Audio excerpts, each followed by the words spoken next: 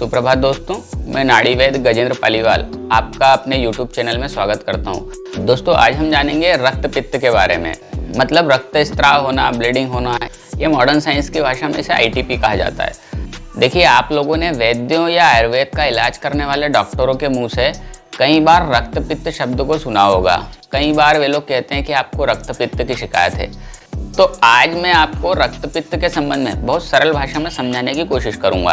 देखिए, जब हमारे शरीर में एसिड बढ़ता है या पित्त बढ़ता है, तब हमारे शरीर में क्या होता है? हमारे शरीर में जलन होती है, और जब हमारे शरीर में एसिड बहुत ज़्यादा मात्रा में बनने लगता है तो हमें वमन होती है, उबके आते हैं, हमारा जी मचलाता है, उल्टी होती है। इस प्रकार के लक्षण हमें हमारे शरीर में दिखाई देने लगते हैं। और यह पित्त जब शांत तरीके से हमारे रक्त में मिलना शुरू हो जाता है और उसे दूषित करने लगता है, तो उसे हम रक्त पित्त कहते हैं। और जब पित्त मिला हुआ रक्त हमारी बॉडी में बहुत ज़्यादा मात्रा में बढ़ने लगता है, तो हमारे शरीर की रोग प्रतिरोधक प्रणाली अपना काम शुरू करती है और इस दूषित रक्त को कभी ऊपर के मार्गों से, मतलब आँखों से, कान से, नाक से, मुंह से, मसूड़ों से, और कभी नीचे के मार्गों से, मतलब पेशाब से, गुदा मार्ग से, योनि द्वार से बाहर कर देती है। मतलब अगर आपको आपके शरीर से किसी भी तरीके से ब्लीडिंग हो रही है या रक्त स्त्राव हो रहा है, तो आपको ये समझ लेना चाहिए कि आपके ब्लड में पित्त की मात्रा अधिक हो रही है।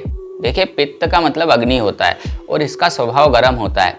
और जब पित्त हमारे रक्त में अधिक मात्रा में मिलना शुरू हो जाता है, तो यह अपनी प्रकृति के अनुसार व्यवहार करता है और हमारे शरीर से बाहर आने की कोशिश करता है।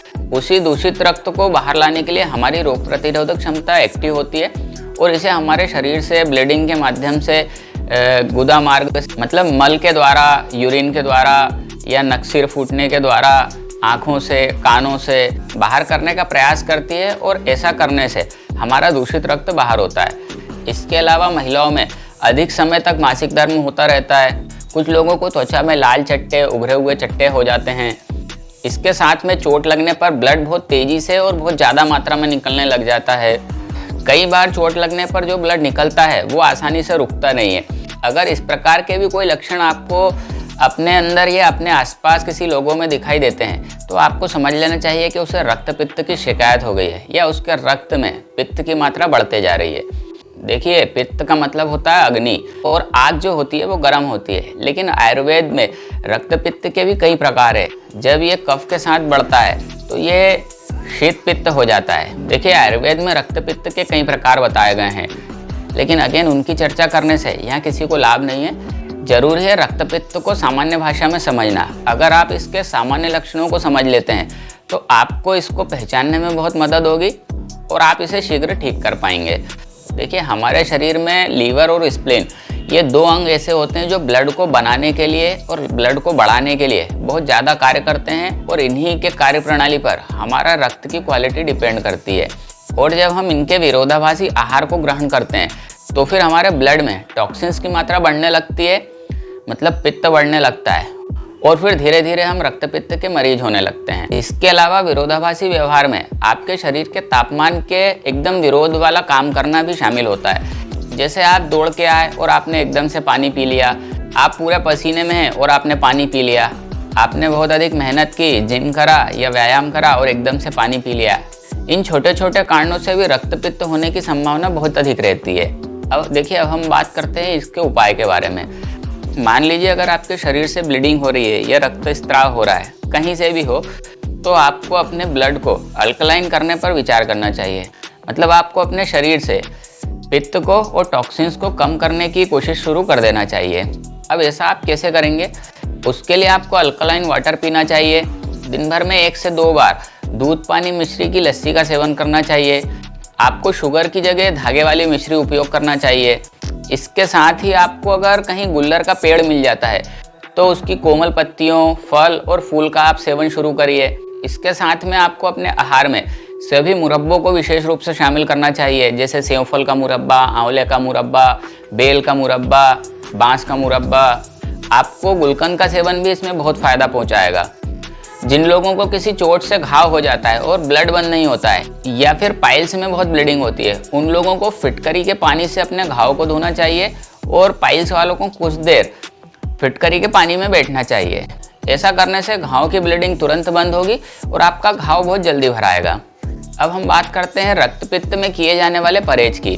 देखिए, रक्तपित्त का होना पूरी तरह से आपके खान पीन पर ही निर्भर करता है।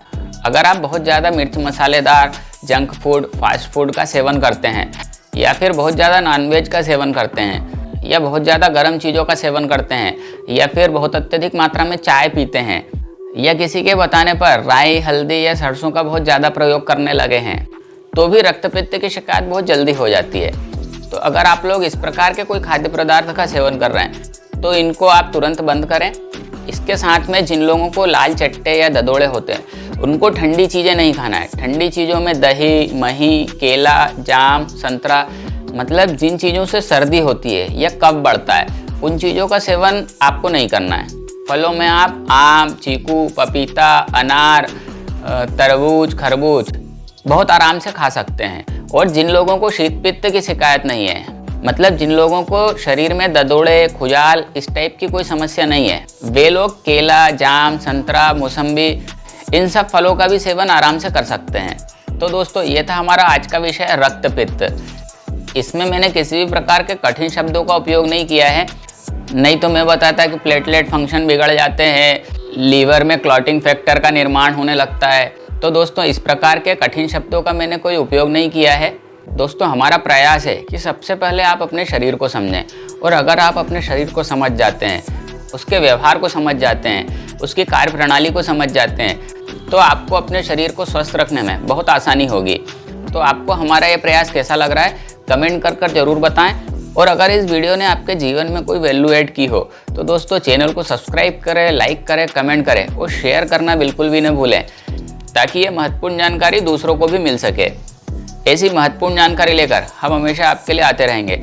और अगर आपने यहाँ तक हमारा वीडियो देखा है तो दोस्तों चैनल को सब्सक्राइब जरूर करें, क्योंकि आपके सब्सक्राइब करने से हमें मोटिवेशन मिलता है, हमारा उत्साह बढ़ता है और ऐसी अच्छी जानकारी सरल भाषा में लेकर आपके लिए आते रहते हैं। उम्मीद करता हूँ मेरी रिक्वेस्ट पर आप चैनल को सब्सक्राइब जरूर करेंगे। Thank you.